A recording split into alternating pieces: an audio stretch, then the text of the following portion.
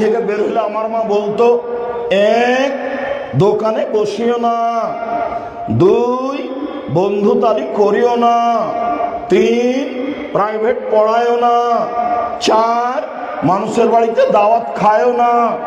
আমার মা পিছে পিছে হাঁটতেন আর বলতেন,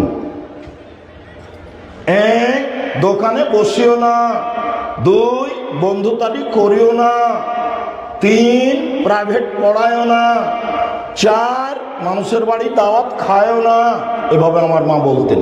আমার মা নিরক্ষর, খুব সত্য। সম্মানিত দিনী ভাই বোন, তিনটা বিপদ নেমে আসবে তিনটা পাপের কারণে। এক, ভূমিকম্প হবে। দুই, সন্ধ্যা থাকবে মানুষ, সকালে হবে সুর, বানর। তিন, সমস্যা নেমে আসবে, কেউ কাউকে মানবে না। জমির যা দাম, রেস্টি খরচও তাই। সব চতুর্দিক থেকে ঝামেলা নেমে আসবে। এক দল আর এক দলকে মেরে জেল হাজতে দিয়ে জয়ী হবে, পিটিয়ে একাকার করে দিয়ে। মানুষকে মানুষ মনে করবে না, জেল হাজতে দিতে, মামলা দিতে, এগুলো করতে একটু দ্বিধা করবে না। পশুর মতো চলবে, গরু ছাগলের মতো চলবে। পাপ এক, এই যে সারিগুল খমরা, যখন মানুষ নেশাদার দ্রব্য পান করবে, বিড়ি, তামাক, জর্দা, সিগারেট, গুল খাবে, মদ খাবে, এগুলো এক। দুই, জাহারাতুল কায়নাত মেয়েরা যখন নাচবে, তোমার মোবাইলেও মেয়ে নাচে, তোমার বোনের মোবাইলেও মেয়ে নাচে, তোমার বাপের মোবাইলেও মেয়ে নাচে, দোকানেও নাচে, নেও এবার তোমাদের ঘরেও নাচে। আমি এই কথা বলিনি, এটা আমার মুখের ভাষা নয়, এই কথা মুহাম্মদ সাল্লাল্লাহু আলাইহি সাল্লাম বলেছেন। তিনি বলেছেন, মেয়েরা যখন নাচবে তখন এটা হবে। তিন, জারাবুবিল মাজিব, যখন বাদ্যযন্ত্র প্রকাশ পাবে, তোমার মোবাইলে বাজনা বাজে, তোমার বাপের মোবাইলে বাজে, তোমার মায়ের মোবাইলে বাজে, তোমার বোনের মোবাইলে বাজে, দোকানে বাজনা বাজে, বাড়িতে বাজনা বাজে, গাড়িতে বাজনা বাজে, সব জায়গায় বাজনা বাজে। বাজনা ছিল হিন্দুদের কাজ।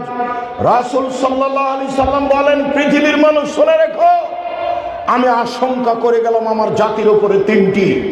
পৃথিবীর মানুষ শুনে রেখো, আমি আশঙ্কা করে গেলাম আমার জাতির উপরে তিনটি। এক, আইম্মাতাম মুজিল্লিন, হুজুর হবে ভ্রান্ত, হুজুর ধর্ম বিচার খাবে। হুজুর হবে ভ্রান্ত, হুজুর ধর্ম বিচার খাবে। শতকরা 98 জন মুফাসসির মিথ্যু, শতকরা 95 জন বক্তা মিথ্যু। এই যে কোরআন খতমের দোয়া লিখে রেখেছে কোরআন মাজিদের গায়ে, 34 বছর আগে বলেছি, যেটা মানুষের বানানো। কোন মায়ের বেটা পারে না কেন বলতে রাসূলের, এটা বলে না কেন? 35 বছর আরম্ভ হলো, 35 বছর চলছে, বলেছে এটা মানুষের বানানো। প্রমাণ করে দিবে যে না নবীর বানানো। কোরআনের গায়ে যদি মানুষের বানানো দোয়া থাকে, তাহলে ধর্ম এরাই বেঁচে খেয়েছে। আল্লাহ রাসূল বলছেন, জাতির উপরে আমি আশঙ্কা করে গেলাম। এক, ভ্রান্ত হুজুর, ওরা ধর্ম বেচা খাবে, ধর্ম বিকৃত করবে। দুই, সাত্তাবদ কাবাইল মিন উম্মাতিল আওসান, আমার উম্মত মূর্তি পূজা করবে।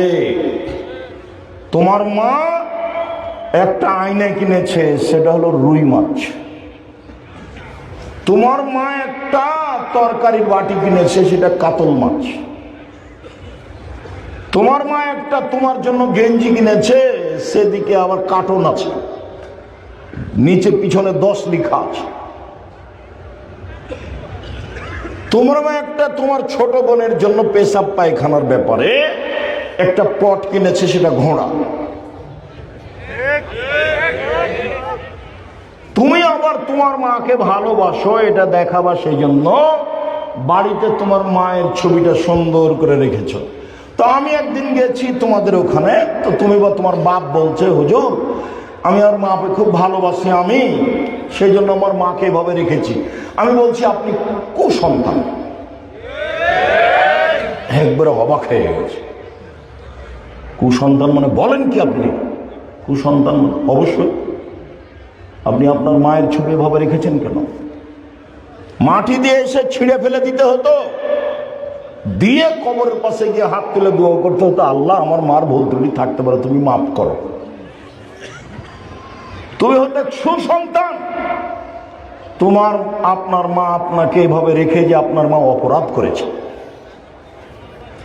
ঢাকা থেকে এমপির কাছে গেছি সালাম দিয়ে একটু কাজে, বলছি ভাইজান একটু মূর্তিটা নামাতে হবে। তখন বলছে যে আমি খাঁটি আহলে হাদিস। ইন্না লিল্লাহি ওয়া ইন্না ইলাইহি রাজিউন। পাশে মূর্তি থেকে খাঁটি আহলে হাদিস হওয়া যায়? তো বলছি যাক, আমি অত কথা বলতে রাজি নই, ধরেন আপনার যদি সম্ভব হয় নিচে নামানো তাহলে আমি বসবো, না হলে আমি গেলাম। আচ্ছা আচ্ছা ঠিক আছে ঠিক আছে, নামাচ্ছি। আচ্ছা বসেন বসেন বসেন। সব পশু প্রাণীর মতো, গরু ছাগলের মতো আমার উম্মত মূর্তি পূজা করবে। পুতুল দেখাচ্ছে, তোমার মা পুতুল কিনে নিয়ে গেছে, প্লাস্টিকের পুতুল। তোমার বোনের পুতুল আছে, তোমার ভাগ্নের পুতুল আছে, তোমার ভাগ্নির পুতুল আছে, তোমার চাচাতো বোনের আছে, তোমার চাচি নিয়ে এসেছে, তোমার মা নিয়ে এসেছে, তোমার দাদি নিয়ে এসেছে, গোটা পরিবারিক কুকুর শ্রীগাল। বুঝেও বুঝে না ওরা, অন্তর আছে বুঝে না, দেখেও দেখে না ওরা, চক্ষু আছে দেখে না, শোনেও শোনে না ওরা, কান আছে শোনে না। উলাইকা কালানাম, তারা পশু প্রাণীর মতো, তারা গরু ছাগলের মতো, তারা কুকুর শ্রেণীর মতো, বালু মাজাল বরং তার চেয়ে খারাপ। জাতির কাছে আশঙ্কা করে গেলাম, তিন সাতালতাহেকু কাবাইলু মিন উম্মতি বিল মুশরিকিন, আমার উম্মত হিন্দুদের সাথে মিশে যাবে। আমার উম্মত কার সাথে মিশে যাবে? বাচ্চা বসো, হিন্দুদের সাথে মিশে যাবে। গান বাজনা কাদের বিবাহতে লাভ চলতো? হিন্দুর বাড়িতে। তো এখন তো সব বাড়িতেই চলে, আপনার বাড়িতে চলে, আপনার মোবাইলে চলে, সব জায়গাতেই চলে। গান বাজনা ঘিরে না লাগে না কেন? আমি বলিনি এ কথা, মুহাম্মদ সাল্লাল্লাহু আলাইহি ওয়াসাল্লাম বলেন, পৃথিবীর মানুষ শুনে রেখো, তিনটে বিপদ নেমে আসবে তিনটা পাপের কারণে। তিনটে বিপদ নেমে আসবে তিনটা পাপের কারণে। এক, ভূমিকম্প হবে। দুই, আকার আকৃতি পরিবর্তন হয়ে সোর বানর হবে। তিন, সমস্যা নেমে আসবে। পাপ, এক, যখন তারা মদ পান করবে। দুই, পাপ, যখন মেয়েরা নাচবে। তিন, পাপ, যখন বাদ্যযন্ত্র প্রকাশ পাবে। আবার তিনি বলছেন, পৃথিবীর মানুষ শুনে রেখো, আমার উম্মতের উপরে আমি আশঙ্কা পোষণ করে যাচ্ছি, আশঙ্কার কথা বলে দিয়ে যাচ্ছি।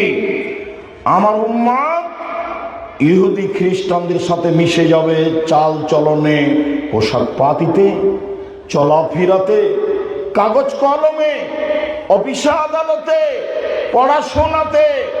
আমার উম্মত মিশে যাবে হিন্দুদের সাথে, ইহুদি খ্রিস্টানের সাথে। ডান হাতের বিঘত যেমন বাম হাতের সমান, সমান সমান মিশে যাবে। আবার বলছেন, ডান পায়ের জুতা যেমন বাম পায়ের সমান, আমার উম্মত তাদের সাথে মিশে যাবে, চাল চলনের সমান সমান। এখনো থামলেন না, এবার ভাষাগত নিচে নামতে লাগলেন। ভাষাগত নিচে নামতে নামতে বলছেন যে, শোনো পৃথিবীর মানুষ, ইহুদি খ্রিস্টান যদি মায়ের সাথে জেনা করে থাকে, আমার উম্মত মায়ের সাথে জেনা করবে। কি দিয়ে বুঝাই আমি তোমাকে?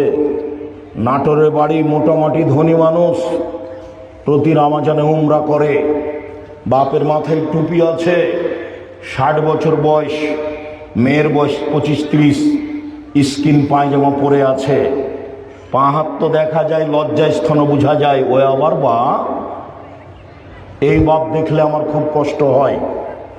এই বাপ বেঁচে থাকার চেয়ে মরে যাওয়া ভালো। এই বাপ দিয়ে কি হবে? বাপ কাকে বলে আবার 1 মিনিট দেখাই। বাপ কি জিনিস দেখাতেই হচ্ছে, যেহেতু এখানে কথাতে আছি, কাজে না দেখিয়ে পারছি না। 1 মিনিট দেখাই বাপ কাকে বলে, আর 1 মিনিট দেখায় মা কাকে বলে, তারপর সামনে আসছি। সম্মানিত দিনী ভাই বোন, এ দেখেন বাপ, এই দেখেন। আয়েশা রাদিয়াল্লাহু তাআলা আনহা বলেন, আমরা এক যুদ্ধ থেকে আসছিলাম, এক জায়গাতে অবস্থান করলাম। তাতে আমার গলার হার হারিয়ে গেল। কোথায় যে হারটা হারালো খুঁজে পাচ্ছি না।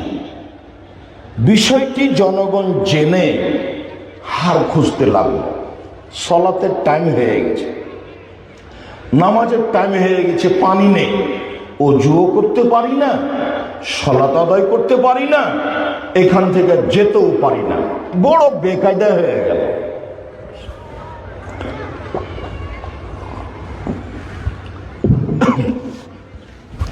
জনগণ আমার আব্বাকে বলল, কি হয়েছে জানেন? কি হয়েছে? আরে আপনার মেয়ে হার হারিয়েছে তো, খুঁজে পাওয়া যাচ্ছে না, এখানে পানি নেই, অজুও করতে পারছি না, সলাত আদায়ও করতে পারছি না, বড় বেকায়দায় পড়েছে। এইবার রাগ করে বাপ আসছেন মেয়ের কাছে। মেয়ের যে অবস্থা, এটা যদি বাঙালি পিতা দেখে তো মেয়েকে মারা কিছু বলা তো দূরের কথা, উল্টা ফিরে যাবে, উল্টা ফিরে যাবে। দেখেন, আমার আব্বা যখন আমার কাছে আসলেন তখন আমার স্বামী আমার উরু রানের উপরে মাথা দিয়ে ঘুমিয়েছিলেন। আমার আব্বা যখন আমার কাছে আসলেন তখন আমার স্বামী আমার উরু রানের উপরে মাথা দিয়ে ঘুমিয়েছিলেন। বাঙালি কোনো পিতা যদি মেয়ের জামাইয়ের এই অবস্থা দেখে তাহলে সেখানে যাবে কি? যাবে না। তাড়াহুড়া করে কিছু বলা তো উল্টা ফিরে যাবে। এখন আয়েশা রাদিয়াল্লাহু তাআলা আনহা বলেন, আমার পিতা যে আমাকে কয়েকটা কিল মারলেন, ফাল্লাকা জারি লাকসাতান শাদীদা, খুব জোরে কিল মারলেন। আমার স্বামী আমার উরু রানের উপরে মাথা দিয়ে না ঘুমালে আমি মায়ের কারণে দূরে সরে যেতাম, এত জোরে তিনি মারলেন। এইবার সবচেয়ে বড় মানুষে মারলেন আবু বকর সিদ্দিক। সবচেয়ে বড় মহিলাকে মারলেন আয়েশাকে মারলেন। সবচেয়ে বড় মানুষের সামনে মারলেন মুহাম্মদ সাল্লাল্লাহু আলাইহি সাল্লামের সামনে মারলেন,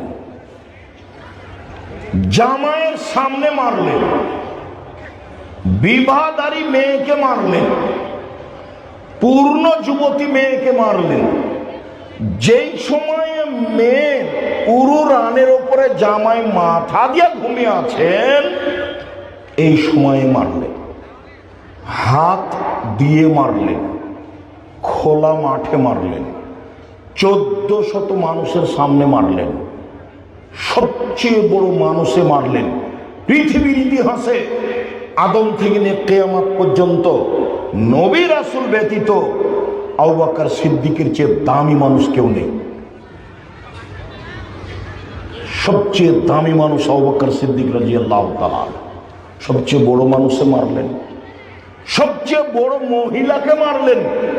হাওয়া থেকে নিয়ে কিয়ামত পর্যন্ত যত মহিলা এসেছে, যত মহিলা আছে, যত মহিলা আসবে, সবার চেয়ে দামি হলেন আয়েশা রাদিয়াল্লাহু তাআলা।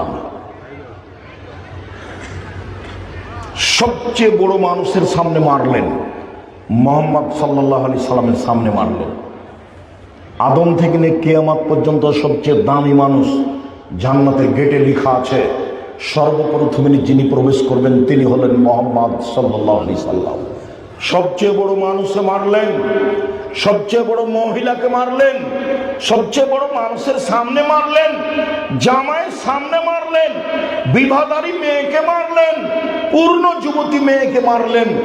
জামাই যখন মেয়ের উরু রানের উপরে মাথা দিয়ে ঘুমিয়ে আছে সেই সময় মারলেন, হাত দিয়ে মারলেন, খোলা মাঠে মারলেন, 1400 মানুষের সামনে মারলেন। এত বড় বাপে এত বড় বেটিকে এত বড় মানুষের সামনে মেরে দিলেন, ভুল। কোথায় হারখান পড়েছে খেয়াল করেননি। আর আপনার মেয়ে হজ শুনতে এসে ওই লোকের সামনে দাঁড়িয়ে জিনিস কিনে আপনি তাকে একটা ধমকও দিতে পারেন না, আপনি আবার বাপ ছি ছি। এরকম বাপের বেঁচে থাকার চেয়ে মরে যাওয়া ভালো। জামিয়া সালাফে যদি 519 জন ইয়েতিম পালন করে, আপনার মেয়ে কাল থেকে পালন করবে, আপনার মতো বাপের প্রয়োজন নেই। কাল যদি আবার 500 ইয়েতিম যায় জামিয়া সালাফে লালন পালন করবে, ইনশাল্লাহ কোনো সমস্যা নেই। দেশের সবচেয়ে বড় প্রতিষ্ঠান জামিয়া সালাফিয়া, আয়াতনে শিক্ষক সংখ্যায়, ছাত্র সংখ্যায়, শিক্ষা মানে দেশ বিদেশের শিক্ষকে। আপনার বাড়ির পাশে যেটা আছে সেটা ছেলেদেরটা 40 বিঘা জমির উপরে, মেয়েদের যেটা আছে তানোরে তৈরি হচ্ছে এটা 70 বিঘা জমির উপরে, যেটা ঢাকাতে আছে সেটা প্রায় 100 বিঘা জমির উপরে, যেটা দিনাজপুরে আছে সেটা প্রায় 20 বিঘা জমির উপরে। 5000-এর বেশি ছেলে মেয়ে পড়াশোনা করে। 300 জন শিক্ষক শিক্ষিকা রয়েছেন। ইন্ডিয়া থেকে এসেছেন, সৌদি আরব থেকে এসেছেন, বাংলাদেশ থেকে আছে। প্রায় 40 লক্ষ টাকা মাসে বেতন লাগে। আপনার মেয়ে থাকবে এতিম হিসেবে, সমস্যা নেই। আপনার মতো বাপ আমি চাইনি, দুঃখিত, মনে কিছু নিয়েন না। আপনাকে আমি কষ্ট দিতে আসিনি, আপনি আমার দিনী ভাই। আমি বলতে এসেছি মেয়ে কেন করে হ্যাঁ করছে সেটা বলেন আপনি। ও হিন্দুর মেয়ে প্রমাণ করতে হবে, আর নাহলে আপনার মেয়ে প্রমাণ করতে হবে কোনটা। যেদিকে যাবেন চলেন। আমি আব্দুর রাজ্জাক বিন ইউসুফ আপনার দিনী ভাই, আপনাকে আমি কষ্ট দিতে আসিনি। জাতির যদি রাস্তাঘাট করে দিতে না পারি, জাতির যদি স্কুল কলেজ করে দিতে না পারি, জাতিকে চূড়ান্ত সঠিক ধর্ম দিতে পারবো ইনশাআল্লাহ। ধর্মের ব্যাপারে জাতিকে ফাঁকি দিয়ে পরকাল হারাতে রাজি নয়, এই কাজ আমি নিইনি। সম্মানিত দিনী ভাই বোন, আফসোস করে মুহাম্মদ সাল্লাল্লাহু আলাইহি ওয়াসাল্লাম এভাবে বলে গেছেন। তিনি আরেক জায়গায় বলে গেছেন, ইন্নী আখাফু আলা উম্মতি মিন সালাসা আমাল ও মিন আমালি সালাসাতিন। আমার উম্মতের উপরে 3টে বিষয় আশঙ্কা করে গেলাম। পৃথিবীর মানুষ শুনে রাখো, আমার উম্মতের উপরে আমি 3টে বিষয় আশঙ্কা করে গেলাম। এক, জাল্লাতুল আলিম, মৌলানাদের পা পিছলিয়ে যাওয়া, মৌলানাদের পদস্খলন। কোরআন মাজিদ পড়ে বলছে যে এ দেখেন আল্লাহ বলছে মিলাদ করতে হবে। সাতক্ষীরাতে কোরআন মাজিদ পড়ে এ দেখেন আল্লাহ বলছেন ভোট দিতে হবে। অবাক কথা, কোরআন মাজিদ পড়ছে। ধর্ম জেনে জাতির সামনে এসেছি, না জেনে নয়। সব জেনে এসেছি কথা বলিনি, তবে জেনে এসেছি। পড়াই, পড়ি, ফতোয়া লিখি, মুখে লিখি, মুখে বলি, কলমে লিখি, বইয়ে লিখি, কাজই তাই। হংসি খালি বলেছি আপনার সামনে, এই কথা নয়। হংসি খালি আপনাকে আমি বলিনি। সম্মানিত দিনী ভাই বোন, ধর্ম বিকৃত করে বেশি দিন বেঁচে থাকার চেষ্টা করিয়েন না। দলীয় দাপট দেখিয়ে একদিন বেঁচে থাকার চেষ্টা করিয়ে নাই, 1 মিনিট নয়। দলীয় দাপট দেখাইতে হবে না। প্রতিশোধ নেই, প্রতিশোধের পাতা ছিঁড়ে দিয়েছি। প্রতিশোধ নেই, প্রতিশোধের পাতা ছিঁড়ে দিয়েছি। কারোর বিরুদ্ধে মামলা করব না, কাউকে জেল হাজতে দিব না, এক জমি 3 বার বিক্রি করব না, কোনো মানুষকে অপমান করব না, অমুকের চরিত্র ফুলের মতো পবিত্র এ বলে লাফাবো না। ওর খাই না আমি, দিন মজুরি করে খাই, ওটা মান সম্মান আছে। মানুষের পিছে পিছে ঘোড়া বেড়াতে রাজি নই, দোকানে বসে আড্ডা পিটতে রাজি নই। দোকানে বসে আড্ডা পিটবো কেন? আব্দুর রাজ্জাক বিন ইউসুফ বলেছেন, বাপের জমিদারি আছে, ব্যবসা করে খাবো। টাকা নেই, চকলেট বিক্রি করে ব্যবসা করব, লোন নিব না। যদি চকলেট বিক্রি করে খেতে না পারি, দিন মজুরি করে খাবো।